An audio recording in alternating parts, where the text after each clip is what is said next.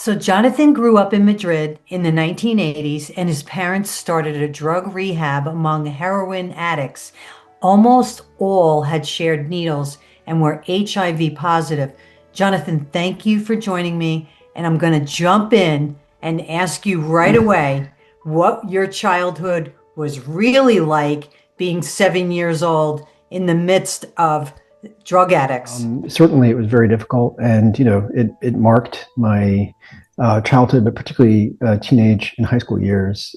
And we really it did deepen the bonds of brotherhood and family and friendship. And those many of the addicts who survived, and a lot of the first generation died, but the addicts who did survive, they really are like our family, and many of them are running the drug rehab center today, 40 years later. Well, how many years did you spend there? So I went off to college when I was 18, and it was 1994. So my parents arrived in 83, and I left in 94. And so I was in Spain for 11 years, but I'd go back very often, over the years. And after I went to undergrad at the University of North Carolina, Chapel Hill, and then I went to Oxford afterwards.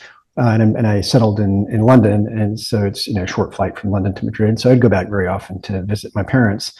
My mother died a couple of years ago, but my father is still running the drug rehab center in Madrid, even though he's 79. And the center is his life, and I try to go visit as often as I can. I love hearing that. He dedicated his whole life to this. How wonderful is that? How did you see God more clearly? I think I was very fortunate looking at my family.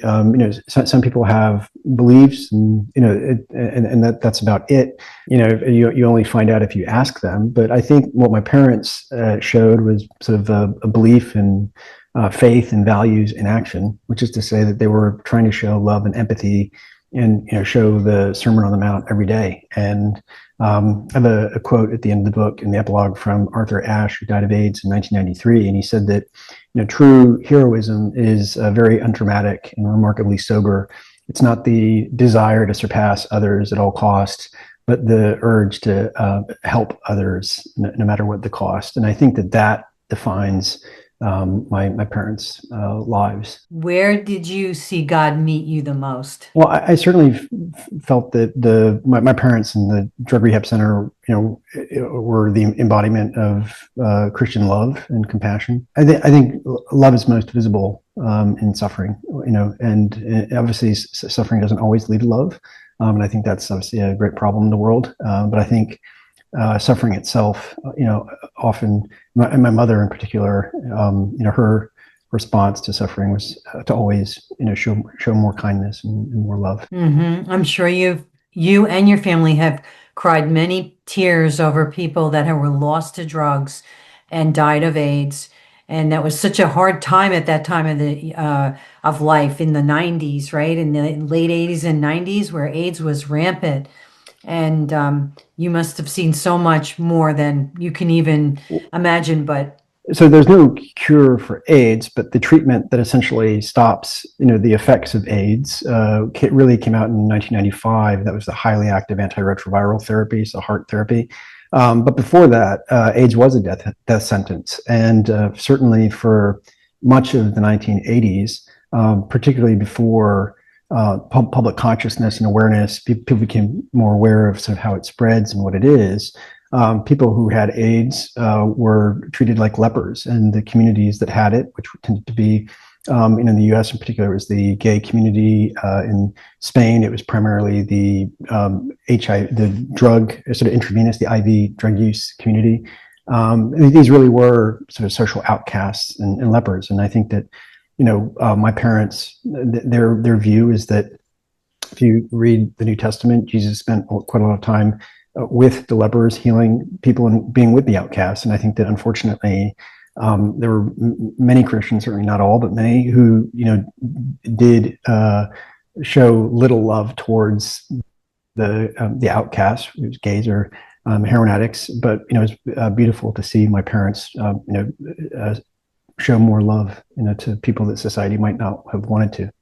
And love is what turns them around and brings them to Jesus, and shows the person that shows that kind of love, that Christ love, people are attracted to, and maybe they would change their mind and begin to follow him. You must have seen that happen. Yeah, so the drug rehab center that my parents started is my parents were Christian missionaries. It's a Christian drug rehab center. No one had to believe anything to enter the center or to stay. And some people stay in the center and don't believe anything, but quite a lot of people did become pastors over time and change their lives. And Thank you so much for coming on. And Jonathan, where can they find out more about you and get this book? Certainly. So the book is available anywhere people buy books. It's called Shooting Up. And I have a website, jonathan-tepper.com, or they just type in Jonathan Tepper in Google. It's like Pepper with a T at the beginning. Well, and everyone, here's the book, Shooting Up. This is what it looks like. So, Jonathan, thank you so much for coming. What would you like to leave my audience with today? As I said, I hope the book leads towards more love and empathy and love of family and love of friends. And one of the themes that runs through it is also the love of learning, which my parents transmitted to me and my brothers. And I hope it's a story that it's sad in parts, but it's also joyous, and I hope it touches their hearts. Be sure to come back next time for more faith-filled conversations here on The Call. See you then.